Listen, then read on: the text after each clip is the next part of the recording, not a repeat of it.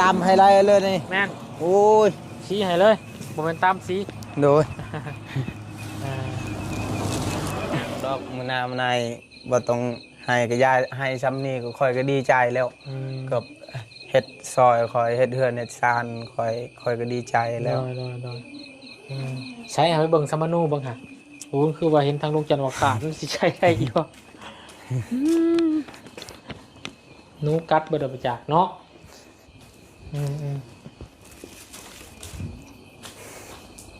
อ๋อท่อหลังเลยหลังก็บ่มีครับโดยมีเลข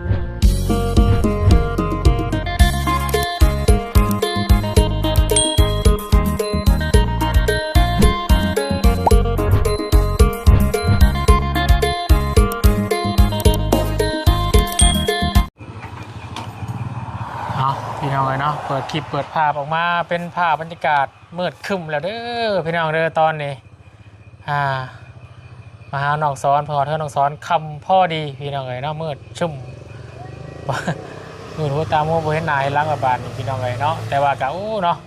เพื่อนน้องเพิ่นนี่สะอาดสร้างดีพี่น้องเลยเนาะบ่ได้ถ่ายมุมกลางคืนให้พี่น้องเบิ่งแต่ดนแหละถือว่าไฟเฟยกะสว่างสบายดีเนาะตามพื้นครัวของน้ำเนาะตามเรียบขางเฮือนต่างๆพี่น้องเลยถือว่าคงเครื่องเรื่องเหลื่อมดีเนาะสำหรับครอบครัวน้องซ้อนพี่น้องเลยเนาะทางบนก็มีเข้านะพี่น้องเลยทั้งไปตุ้ยฝากมาให้ทั้งน้องซ้อนพี่น้องเลยสีข้าวเปลือก1 กระสอบเนาะมาให้น้องซ้อนเพิ่นพี่น้องเลยเนาะเป็นข้าวไหม้ข้าวไหม้ของปีนี้แหละพี่น้องเลยเนาะถ้าเราไปให้ทำเป็นตุ้ยกับทั้งถ้าเขาลงวัดลงว่าได้พี่น้องเอามาให้น้องซ้อนก่อนผ่อนว่าเพราะว่าเพื่อจะขึ้นมาอีกอย่ามันดนพี่น้องเลยเนาะก็เลยฝากทางลูกชายเนาะน้องคนเห็นยังอยู่ดิพี่น้องเลยเนาะสบายดีน้องซ้อนเป็นยังไงน้องอยู่ดีมีแห้งตอนนี้ไม่แน่เบิ่งทรงคือเมื่อยเนาะเห็นเรียกร้ายว่ามันนี่โดยเบิดมือแล้วน้องมันนี่เนาะโดยซอยน้องเจียงก่อนเนาะโดยซอยเฮ็ดนางนี่เมื่อวานนี่ซอยหายมาเมื่อนี้กะมาเอาข่าวมาฝากแน่มาเยี่ยมมายามแน่ละกันมาบอกเรื่องรถนี่ละพี่น้องเลยเนาะทางซุ้มอ้ายซื้อเรียบร้อยแล้วโดยก่อนขึ้นมาพี่น้องเลยเนาะกะไว้ครับทางเบาเสียงสีบรรทุกขึ้นมาหลังอื่นโดยหอพี่กะฟังเบิ้งเนาะอินตามเบียกทางเบาเสียงเห็ดเบียกบ้านอยู่ในเพื่อนในซ่านก่อนจะเดินทางมาจากโมงเดี๋ยวหลุนบนน้ำกันอีกว่าจะหอดคำแล้วหอดเมื่อแต่ว่าหอดคำก็จะได้มอบเป็นมือฮื้อตอนเช้าเนาะจังเวลางามเนาะ9 โมง9 นาทีเป็นมือซุมไอเขามาคอยก็ดีใจแล้วต้องเอามาพากลอกคอยก็ดีใจแห้งแล้วสมายซอยให้คอยได้ซ้ำนี่คอยก็ดีใจได้เฮือนได้ซ่านได้ห้องน้ำคอยก็ดีใจแล้วเฮือนครัวกับมีหมดแล้วคอยก็ดีใจแล้วสิ่งนี้เห็นแล้วพระพุทธกะหวังเนาะหวังแต่แล้วเฮือนแล้วซ่านเราเจ้าคนแหละเนาะว่าสักมื้ออยากให้น้องซ้อนผลมีรถเนาะความคิดของซุมอ้ายกะความฝันอยากให้น้องอยากให้ความฝันน้องเป็นจริงเนาะก็คือซื้อรถซื้อล่างคนอื่นก็มีแต่น้องซ้อนเป็นตัวละครเนาะมาในมื้อนี้ก็แสดงเป็นของตัวเองแล้วบาทเนาะอดใจรอถ่ายพี่น้องเนาะก็สิได้จับรถคันใหม่แล้วเนาะเป็นล้อแม็กโดยซื้อเป็นล้อแม็กสีเครื่องรถเบาเคยหลาแหละต่างแต่ว่าคนละยี่ห้อที่ซื้อดีใจวะดีใจในราคา17 ล้านโดยเป็นเงินบาทกับ25,000โดยร้านอาหาร28,000โดยแต่ว่าเป็นรถให้พิเศษเลยโดยพอสุภาพไปซื้อตลอดได้ผมก็เลยให้โดยเป็นรถชาวาเปรียบเทียบเป็นรถป้ายแดงเลยเนาะสมนูไว้เรียบร้อยบ่โดยว่าสมนูขาดใช้ได้บ่บาทขาดได้อยู่ยังเห็นหนังสือหนังสอบมีหูเจ้าหูพ่อหูอ้ายแล้วเนาะอยู่หันเนาะบ่มีหูบ่โดยแต่เคสนี้เพิ่นยังทะเลเฮ็ดใหม่บ่สมนูยังใส่สมนูเก่าอยู่บ่สมนูเก่าอยู่ผู้ก็เฮ็ดใหม่ผู้ก็เก่าผู้ใดก็สมนูเสียไปแล้วก็เฮ็ดสมนูใหม่แต่สมนูเฮายังดีอยู่เฮ็ดก็มันแพงฮอด1.5 ล้านพุ่น ทางทับตาทางอิหยังครบหมดมันแพงด้วยเลยบ่ได้เฮ็ด เป็นยังสนองทั่วไม่ใช่สนองเนี่ย มักทั่วพ่อค่อยเมื่อแต่ชวนกินแซ่บได้ มักทั่วให้เนาะ โดย ผู้แซ่บได้พี่น้องมักทั่วให้เนี่ยก็ต้องกินตำปะ ยังไม่ได้ตำแล้วอันนั้นตำไปมันเผ็ดกินวะกินกับตำ ว้าวเป็นยัง เนย ใช้จะเห็นน้ำพักอยู่ใช่ พูน น้องพูดเนาะ โดย เนี่ยคนยังนะ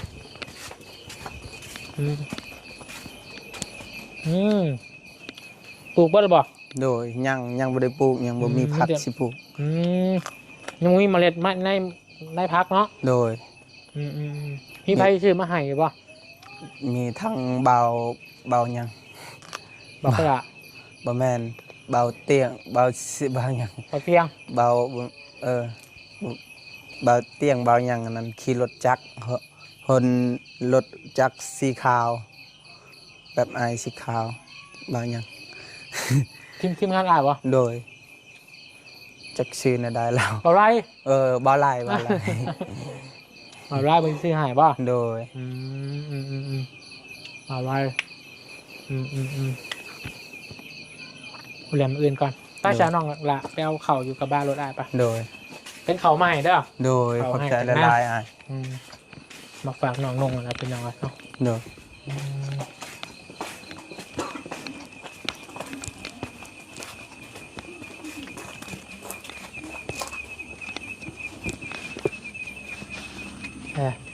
เน้นหลังดูคุณแม่ลูกครับเมื่อยเนาะไอ้เบียร์เมื่อยเป็นยังไงเนาะ โดย ตอนนั้นของเบียร์ โอ้ยไอ้ตามให้ไล่เลยนี่ แม่น โอ้ย ชี้ให้เลยโมเมนตัมชี้ โดย ชี้ให้น้องซ้อนมาเลยเป็นยังไงคือพ่อไปทางใดจ้ะ จักแหละยันอยู่เฮือน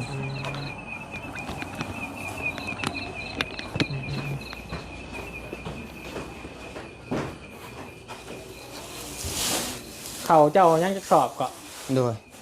เขาเก่าเจ้าเนี่ย โดยชอบหนึ่งนี่อาเมียนพอได้ปลูกปีหนาอีก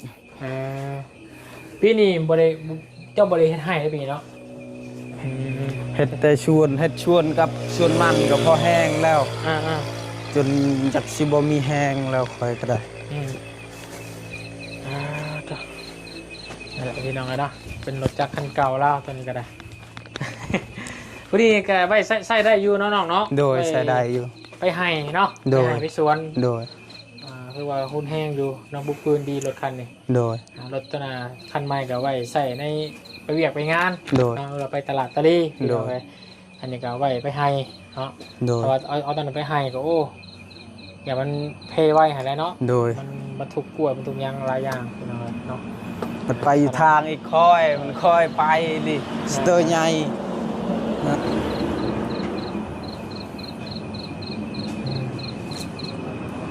งามเนาะรถเฮาเนาะ งามนี่แหละพี่น้องเนาะก็ถือว่าเก่าแต่เพิ่นก็ใส่ก็ยืนยาวเนาะหรือว่าก็พาไปสวนไปหันก็โอเค โดย แต่ว่าก็แป้งดุหั่นแหล้วเนาะ โดย ไปให้ยำใดก็มาแป้งยำนั้นพี่น้องเอ้ย โดย เอา โอ้ยสินอนรับบ่มื้อแรงเจ้าว่ามื้อคืนนอนบ่รับจะมาจักคู่สิได้หลด รั รั บบ ตัวพ่อ ขอบใจละลายอายที่ให้ข่าวกับน้อง ขอให้อยู่ดีมีแห้งเด้อขอให้สุขกายสบายใจเด้อสาธุ ขอบใจกัน โดย เป็นเนื้อแห้งของน้องที่พี่ซอยหั่นแหละเนาะ โอ้ยบ่เป็นหยังดอกมื้อหน้ามื้อในบ่ต้องให้ก็ย้ายให้ซ้ำนี้ก็ค่อยก็ดีใจแล้วกับเฮ็ดซอยค่อยเฮ็ดเฮือนเฮ็ดซานค่อยก็ดีใจแล้ว ใช้ให้ไปเบิ่งสมนูเบิ่งค่ะโอ้คือว่าเห็นทางลุงจันทร์ว่าขาดมันสิใช้ได้อีกบ่หนูกัดเบิดเอาไปจากเนาะ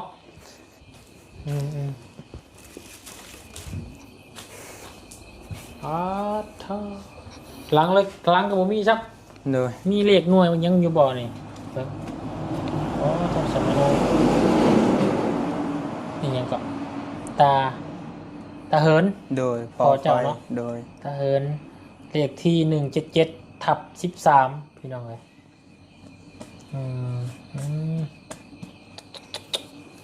เท่าเหินวันหนังครอบครัว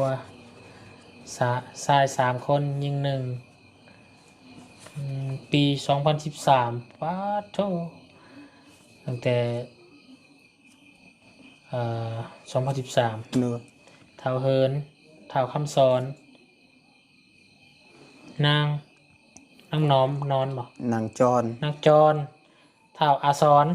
นี่มันเจ้าเนาะ โดย เท่าอาซอนเท่าสอนคำคืออ้ายเจ้าเนาะ โดย ถือว่า2 คนนี่บ่อยู่แล้วเนาะ โดย ไปอยู่ในคุกพี่น้องอันนี้ก็ อยู่ห่างกัน อยู่ห่างกันประกากบาทไว้เนาะ โดย เท่าอาซอนทรายวันเดือนปีเกิดนี่เด้นี่ วันที่11 โดย เดือน12 โดย ห่วยเดือนหนาวเด้วันเกิดเจ้า โดย วันที่11 เดือน12 เดือน12คือเดือนหนาวนี่ โดยคอยบ่มีวันเกิดช่างคอย นี่เด้วันเกิดเจ้านี่ โดย นี่วันที่11 เดือน12 โดย ลูกคิงชนเผ่าตีเนาะนักเขียนมาจากสายบ้านเดิมบ้านนี่แหละพี่น้องเนาะ โดย วันที่11 เดือน12 โดย อันนี้วันเกิดพ่อเจ้าวันที่30 เดือน9เราเกิด72เนาะ โดย เจ้าเกิด08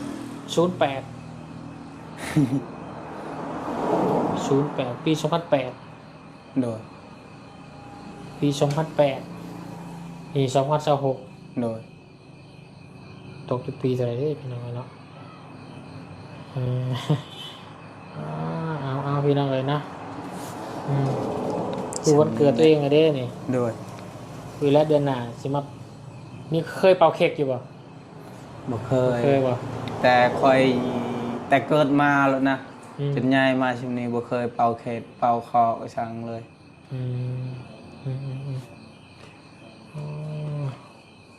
นี่แหละเอาตัวนี้แหละไปอย่างยืนเพราะว่า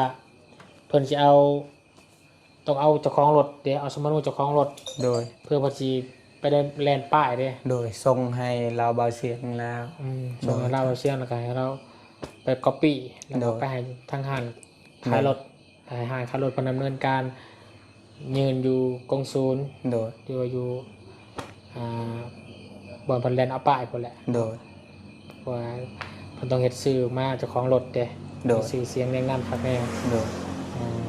สื่อต้องเป็นอะไรเนาะเพราะว่าเฮาเฮ็ดบางชื่อรถก็เป็นรถเถื่อนรถหยังเนาะเวลาตำรวจ โดย กักกับกาได้ดีแล้วมีชื่อมีสมโนสำเนียงโอเคแหละมีตัวเลขอยู่ได้พี่น้องเนาะสมโน โดย เพียงแต่ว่าเป็นยังประเทศใหม่เนาะ โดย เจ้าก็เรียนนั่นก็ได้เรียนบัตรประชาชน โดย เฮ็ดบัตรประชาชนไว้เพื่อเจ้าสิเปิดบัญชีอย่างเลย โดย ฝากเงินธนาคารอย่างก็ได้ โอ้ยอยากสิมีเงินมาใช้ขนาดเงินอยู่ทงเองก็ยังสิบ่รอดแล้วสิฝากบัญชีอีก เอาก็เอาไว้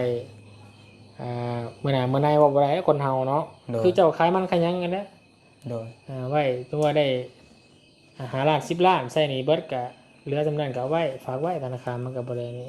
ถ้าไว้ถ้าว่ามีเงินไว้ก็ต้องโตแฮงเบิดไว้ โดย มันสิอยากซื้อเด้ โดย อันนี้บ่มีเงินเลยมีธนาคารเนี่ยเฮาคิดงอไปกดพอแล้วจังซี่มันก็พอเก็บได้อยู่ โดย มีเฮาเป็นคนต้องมีหลักฐานแม่หลักฐานอหยังเขาเอิ้นบัตรประจำตัวเนาะ โดย ลายลักษณ์อักษรเด้ โดย เนาะไปหันไปนี่ยังว่าครูว่าจะอยู่บ้านนั้นบ้านนี้เพราะเขามีบัตรประชาชนประจำตัวไว้เด้ โดย นั่นแหละเด้อ โดย มันก็ค้ำมือให้น้องพักผ่อนก่อน โดย ลุงก็สิเดินทางกลับก่อนบัด โดยขอบใจละลายอายทางอายบาบุญขอให้อยู่ดีมีแห้งเด้อที่มาช่วยเหลือตลอดคอยจนคอยได้เฮือนได้ซานซำนี้ก็ขอบใจละลายเด้อทางบาบุญเอ้ยสาธุ สาธุสาธุ แล้วก็ ดีใจ โดยแล้วก็ขอบใจทาง FC ทุกคนแล้วก็ทีมงานชุมอายทุกคนก็ให้อยู่ดีมีแห้งหมดทุกคนเด้อ โดย แล้วก็ปาลุง FC ที่คอมเมนต์จนคอยได้รถมาย้อนวันนี้ก็ย้อนปาลุงแล้วก็ FC และย้อนซุมอายมาสดมาซอย ขอบใจหลายๆเด้อขอให้อยู่ดีมีแรงขอให้สุขกายสบายใจหมดทุกคนเด้อสาธุ ก็อยากให้ขอบใจทั้งอันนี้แน่แล้วทั้งแม่ทวันรัตน์ โดย 2,000 บาท โดย สมทบซื้อรถจังเด้อ โดย ขอบใจทั้งแม่ภายในแม่ทวันรัตน์เด้อ ขอบใจหลายๆเด้อแม่ทางตะวันรัดขอให้อยู่ดีมีแรงขอให้สุขกายสบายใจ ขอให้ไปใส่มาใส่ขอให้มีคนเบิ่งแย่งขอให้ยืนยาวเด้อขอให้เหตุการณ์งานขอให้หลับให้ลื่นเด้อสาธุ สาธุเนาะโอเคเนาะมีแต่กำลังจะกินข้าวป่ะให้อยู่กินข้าวอาบน้ำในพักผ่อนเด้อมื้ออื่นจะได้หน้าตาสดใสหับรถจักรใหม่พี่น้องเลยเนาะเอาพี่น้องเลยเนาะวนกะมาเยี่ยมยามน้องทรายเนาะแล้วก็ขอบุญคุณขอบใจทางแม่ทวันรัตน์เนาะเป็นอีกบุคคลหนึ่งที่สดสวยคนทุกคนยากเนาะแล้วก็มาซอยทางน้องซ้อนซอยสมทบเนาะซื้อรถจักรพี่น้องเลยนั่นระหว่างมอเตอร์ไซค์พาหนะให้น้องซ้อนไปสะดวกมาสะดวกเนาะก็ขอให้ทางผู้ใหญ่ใจบุญประตุกทานเด้อขอให้ทุกคนเนาะได้ทำบุญกับน้องซ้อนเนาะซอยเลือซื้อรถจักรก็ขอให้ชีวิตชีวาเนาะในหน้าที่การงานราบรื่นเนาะไปมาใส่กับให้สะดวกสบายเด้อหมายของหมายค่าเนาะให้อยู่ดีไม่แห้งสิ่งสำคัญกับสุขภาพร่างกายที่แข็งแรงเด้อบัดสุขสุขคนเนาะให้อยู่ดีไม่แห้งแล้วร่ำรวยด้วยเงินด้วยทองเด้อพี่น้องเด้อเนาะเอาสำหรับคลิปนี้ขอลาก่อนแล้วพบกันคลิปหน้าเด้อขอบคุณผู้ชมใจผู้สุขสุขคนที่ให้กำลังใจขอบคุณสารวัตรตลอดมาเนาะสำหรับคลิปนี้ไปแล้วสบายดีบัดสุขคนอยู่ดีไม่แห้งโศกมาร่ำรวยแห้งๆปังๆในหน้าที่การงานการให้ร่ำให้รวยเด้ออยู่ดีไม่แห้งบัดสุขคนเนาะไปแล้วสบายดี